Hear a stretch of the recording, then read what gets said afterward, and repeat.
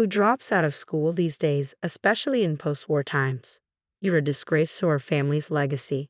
Don't pretend you belong here as my son's wife. Invited with my husband to my sister-in-law's wedding, I faced my mother-in-law's academic snobbery. She looked down on me, a dropout, with disdain, treating me as less than human. Her words cut deep. You don't belong here. Just leave.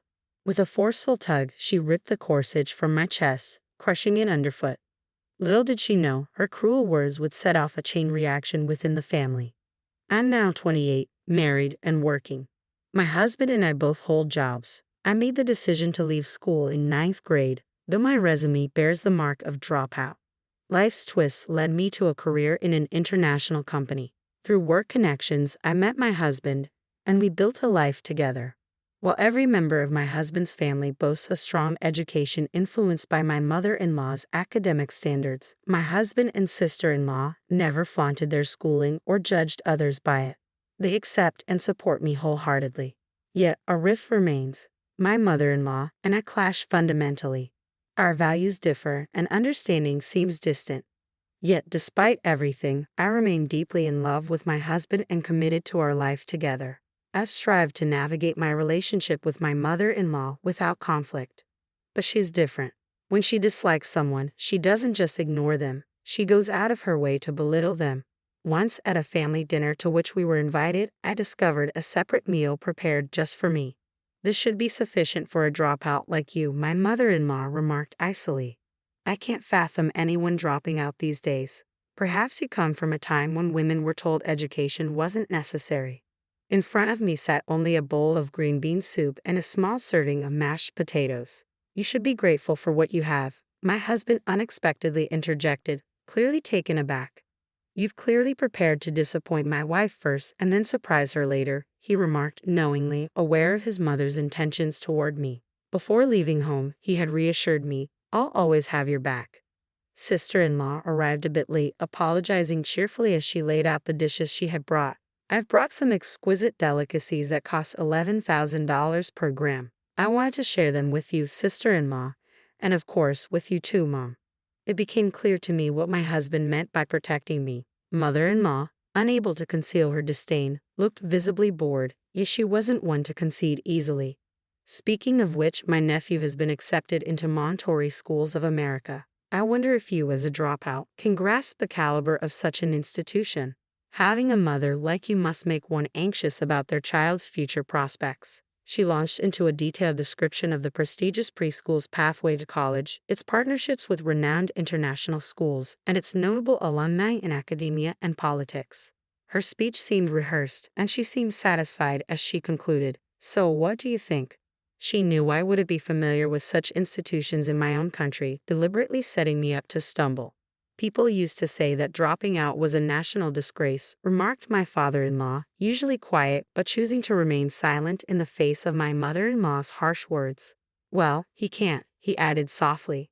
My sister-in-law, unfazed by our mother-in-law's boasting, spoke at her own pace. Occasionally, she'd compliment the food and glance at me for confirmation. I mostly tuned out my mother-in-law's monologue.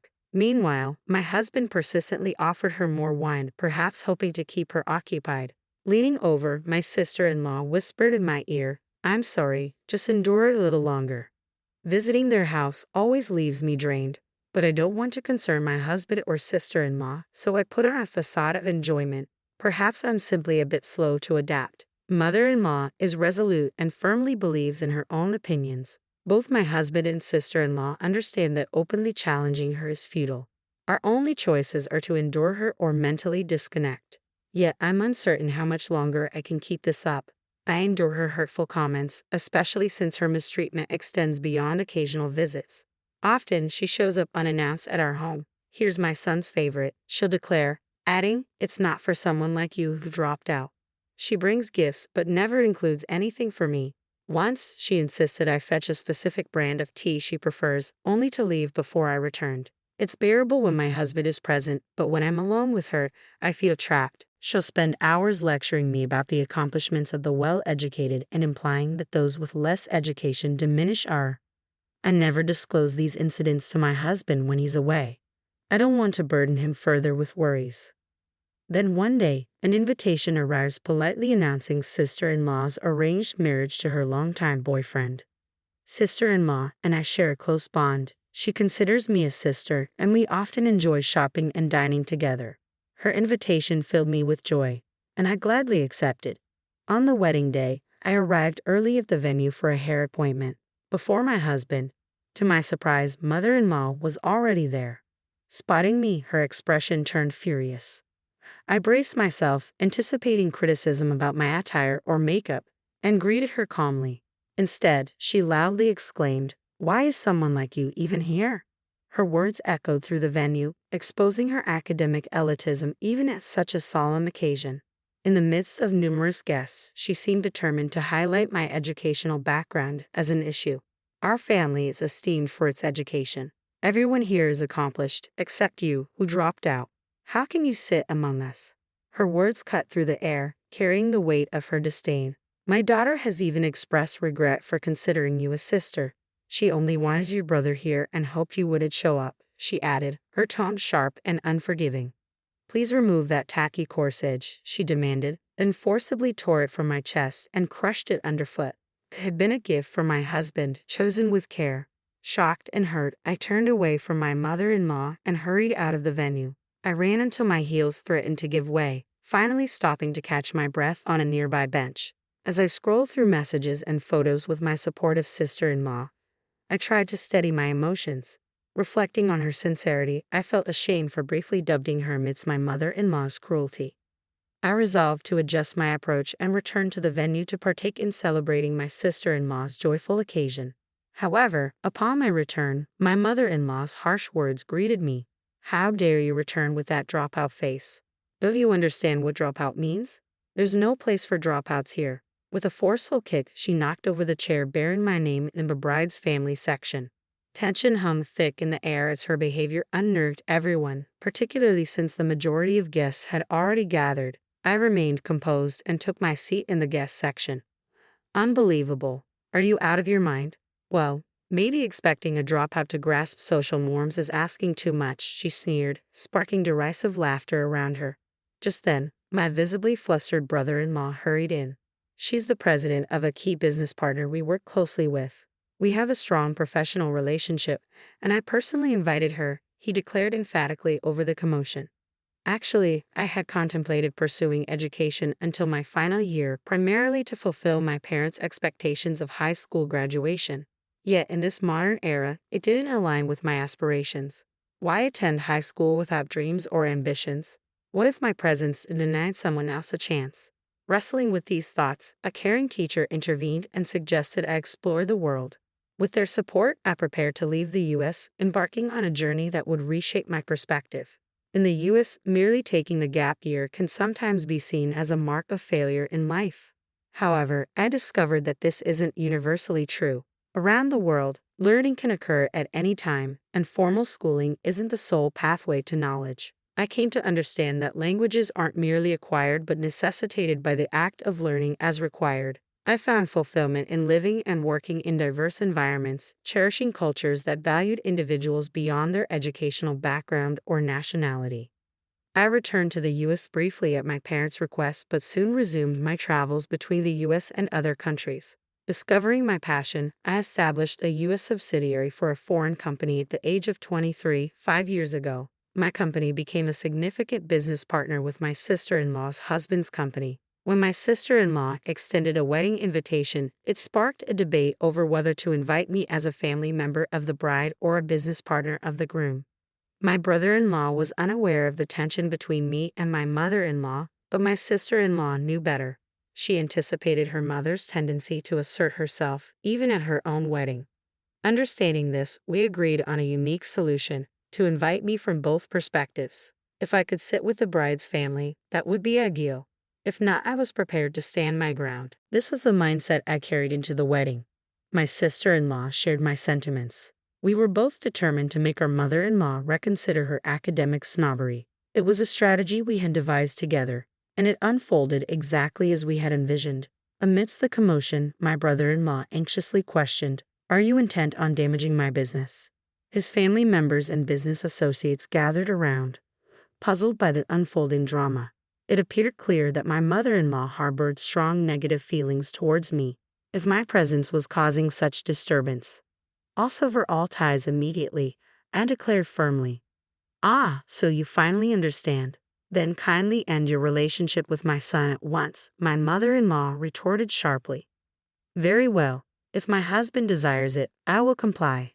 However, please remember that severing all ties includes the business relationship with your daughter's future husband. My mother-in-law remained unruffled by my statement, seemingly believing she had no association with a CEO's wife.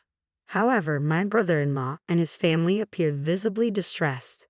Some bowed deeply, offering apologies to me and some urged me to reconsider, while others confronted my mother-in-law, holding her accountable. Amidst the uproar, my sister-in-law arrived and was incensed when she learned of the situation. I was exasperated by my mother-in-law's academic elitism, but I hadn't realized her ignorance about business operations. No matter how educated someone is, if they can't apply that knowledge, they're worthless to society, she explained to everyone, highlighting the potential fallout of losing crucial business partnerships. My brother-in-law vented, "Do you want to destroy the livelihoods of hundreds of employees? Are you the harbinger of doom? My presence is ruining all happiness here. Leave and never return. I no longer consider you my mother," declared my sister-in-law. "I have no plans to leave my wife. If anyone's cutting ties, it's me with you, Clyde," my husband added firmly. "She's not involved. Get her out of here." With that, my mother-in-law was escorted out of the venue. Despite the dramatic start, my sister-in-law's wedding and reception proceeded smoothly. It was an unconventional prelude, but the ceremony itself was beautiful, filled with joy and celebration. The newlyweds postponed their honeymoon due to work commitments but wasted no time addressing the issue with my mother-in-law. They took legal action through a lawyer, formally severing ties. Meanwhile, my brother-in-law's family also sued her, viewing her reckless behavior as a threat. My husband and I documented our decision to cut ties, outlining conditions that included no contact or approach, which our lawyer conveyed formally. Despite this, our business relationship with my brother-in-law's company remained unaffected. Upon hearing of these developments, my mother-in-law attempted to reconcile with the newlyweds but resorted to stalking them instead. She even appeared uninvited at their workplace, prompting security to remove her. Eventually, law enforcement had to intervene. Meanwhile, my usually quiet father-in-law took decisive action. Content after attending his daughter's wedding, he began preparing for divorce. When my mother-in-law returned home after an absence, he broke the news to her, provided some money, and asked her to leave. He had endured my mother-in-law's behavior in hopes that she would change, but witnessing his children's frustration, he realized he had reached his limit. Giving her money and sending her away was his last gesture of kindness, though she quickly wasted it. Despite her boasts of education, she had little understanding of the challenges faced by a woman living alone. It wasn't until she experienced it firsthand that she realized the harsh reality. Now reportedly residing in a dilapidated public housing unit, she faces a stark contrast to her previous life. Sometime later, both my sister-in-law and I became pregnant. We moved closer to each other, drawn by community support and welfare benefits. Our family has grown closer than ever. We aspire for our children to grow up in an environment free from prejudice and discrimination. Above all, our greatest wish is for their health and happiness. This is where our story rests for now. My father-in-law visits us regularly, maintaining a supportive presence since our family dynamics shifted. Each day feels perfect and filled with